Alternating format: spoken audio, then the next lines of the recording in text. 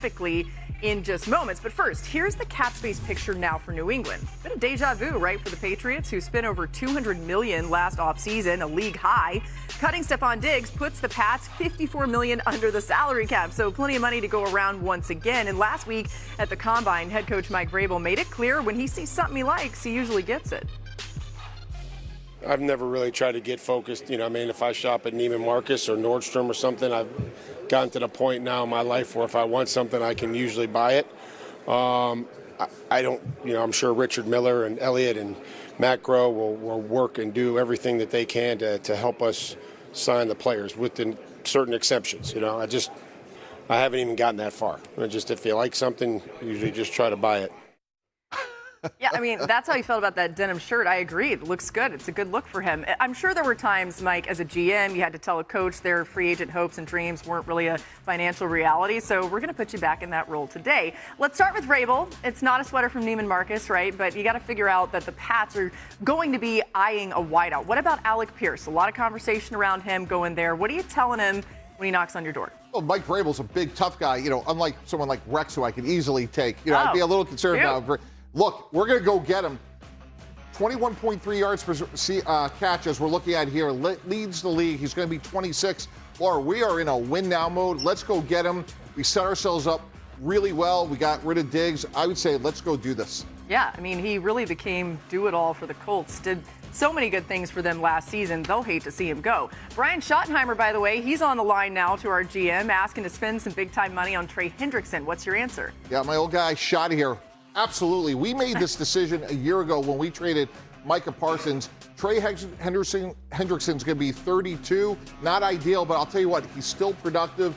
And look, Donovan Ezra-Rocco, I think he's going to be a good player, Laura, but we need somebody to win now. And if we do this here, we could then go draft a corner with one of our 2 first-round picks. Yeah, I like it. There's some good corners in this class that should be there for the Cowboys. Also good for Trey Hendrickson, getting out of Cincinnati, finally going to get a big deal somewhere else. Andy Reid wants to use that 9th overall pick on Notre Dame running back Jeremiah Love. I personally love this, but how does the front office feel about that? Yeah, well, look, Coach, we love Love, but not at 9 this year. Well, we go draft a corner, and look, Jeremiah Love arguably is the best player in the draft. They need young, explosive weapons, but now that we traded Trent McDuffie, we are desperate for a corner to win the AFC. We got to get off the field on 3rd down. A couple of other corners that they have are also free agents, so I would go get the best corner.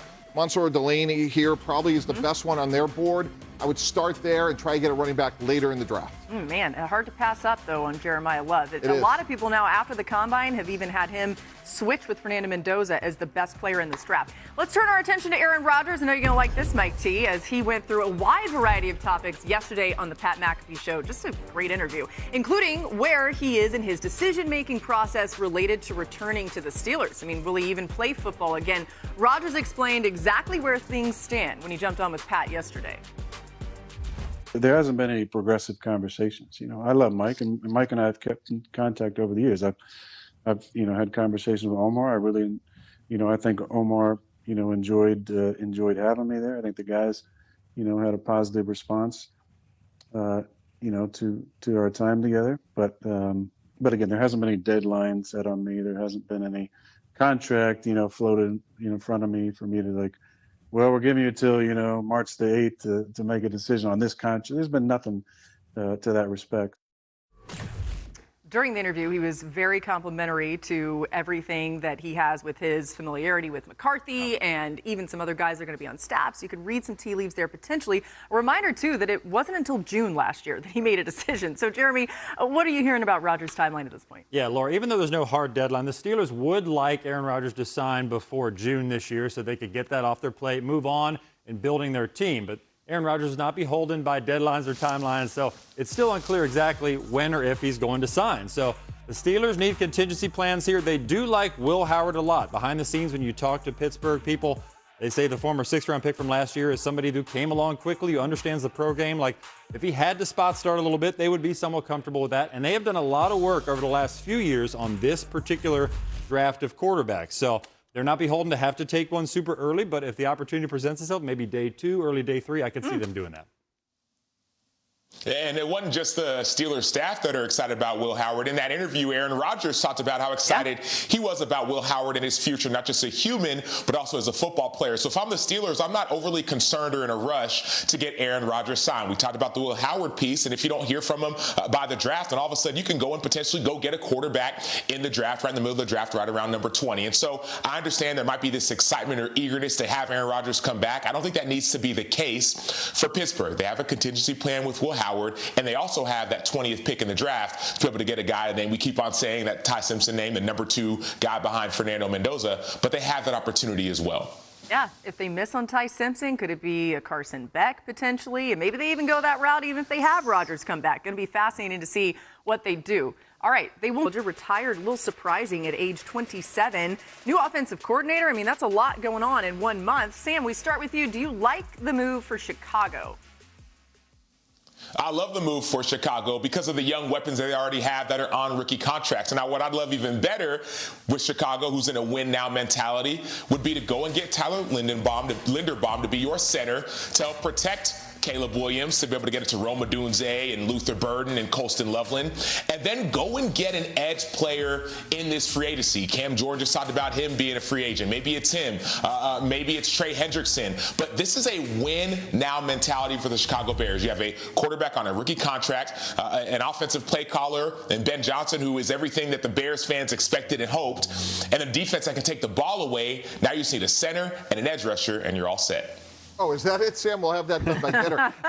Look, you have to win for today and develop for tomorrow. Here's why I like this trade. I love what they did with Luther Burden a year ago. 47 receptions, 2 touchdowns. So he had a chance to kind of get his feet wet, a little bit under the radar in Chicago. They need him to take the next big step. There's no way you can pay for all the things they need. And, Sam, I agree with that list. So you have to develop from within. And I think Luther Burden was a key to this trade. You free up much-needed cap space to attack other needs, and Luther Burden needs to take a big step for them next year. Yeah, they had a lot of faith in him. Many other teams did, and really could have, if he can take that next step you're talking about, could have ended up being a good steal. Jeremy, between the Dahlman retirement, the injury on the O-line, does the cap savings here help Chicago make some sort of big move in free agency next week? Yes, Laura, they do have some flexibility to try to add an edge rusher, and they do want to add one to some extent. Now, when I ask around the league about the Max Crosby sweepstakes, Chicago does come up on occasion. Now, it's uncertain whether they're willing to pay the price. It's going to be at least 1 first-round pick, maybe 2 to pry him away from Las Vegas, but they're involved in a lot of these discussions. You have Jonathan Grenard with the Vikings, who could be available via trade for maybe a day 2 pick, or you could go Trey Hendrickson, or you could go lower tier, but they'll get somebody in the next couple weeks, I believe, to help on the edge rush front. And then they clearly need a center. Tyler Linderbaum, though, is going to be probably above $20 million a year. We're talking, on a new deal. That's going to be tough for anybody.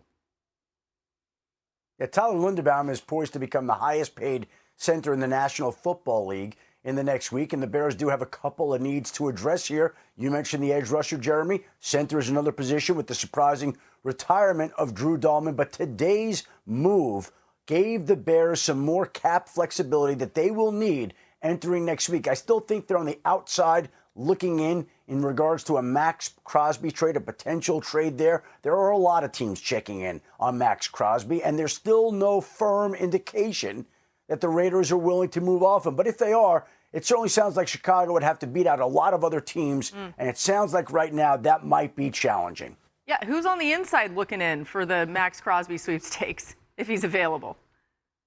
Well, I think right now you're watching the Dallas Cowboys out there. You're looking the Buffalo Bills today. A move like that, I think, hurts the chances that they could execute a big move like that. And again, I think there are a lot of teams circling around Max Crosby. It feels like, as I've said, the volcano is simmering beneath the surface, Laura. We're waiting to see if sometime in the next week it actually erupts. Eruption. Really fast, what are they going to ask for him? Like, what would be a worthy cost to get a player like Max Crosby?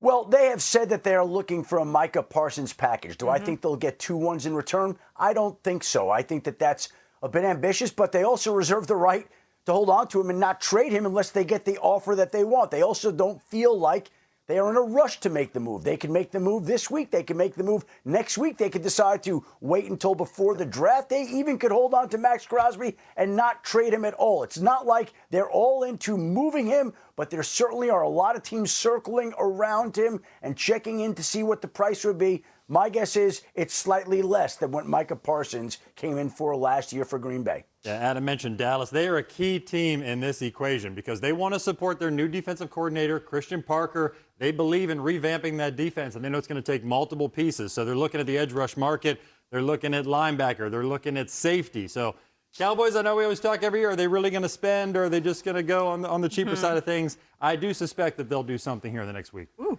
I think it's critical that they trade Max Crosby this offseason, and here's why. Their future is Clint Kubiak and presumably Fernando Mendoza. And I'd rather trade a player too soon than too late. If you can get 2 first-round picks, get an offensive lineman, a corner, and they basically need everything, I would do that because if not, a year from now, when you're still in a rebuild mode, Max Crosby may not get as much as all these defensive end needy teams may pay this year. Yeah, his price is probably as high as it'll ever be right now. Although Mike Vrabel said if he wants something, he can get it at any time. Okay, well, interesting. Patriots, look out. Okay, some more news flying around the NFL. Adam, take us through the top stories. Let's start with a flurry of trades this week.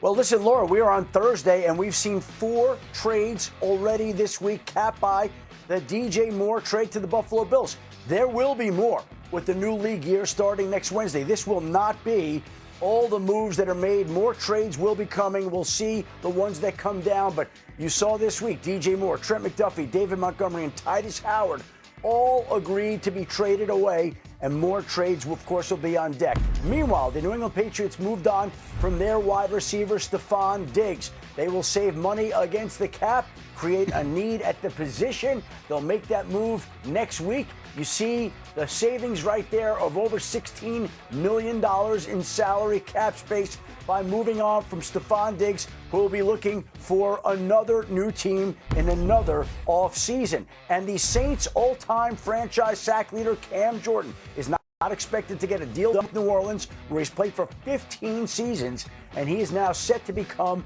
a free agent next week, open to the idea of moving on from New Orleans, where he spent all his 15 NFL seasons. He's an 8-time Pro Bowl selection. We'll see if he ultimately decides to move on from the Saints, but there's an added pass rusher in the free agent market who wants to continue playing, and we'll see what type of interest he generates after he posted 10.5 sacks last season. Hard to imagine him in a different uniform, but maybe he goes to a contender, Mike T. What do you expect the market to be for Cam Jordan out there? One of my all-time favorite players, but he's going to be 37 this year. You know, Laura, to me, an ideal situation is Tampa Bay, right in the same division. They know him very well. They need help with their pass rush. I think you have to pay appropriately. This is more of the Khalil Max, Joey Bosa's great players towards the end. Maybe you squeeze a year or two out, 20, 30 plays a game, and maybe he gives you some production. Tampa Bay really needs help in their pass rush. I'm fascinated by the Saints because they've been one of the older rosters in the NFL for years. Yeah.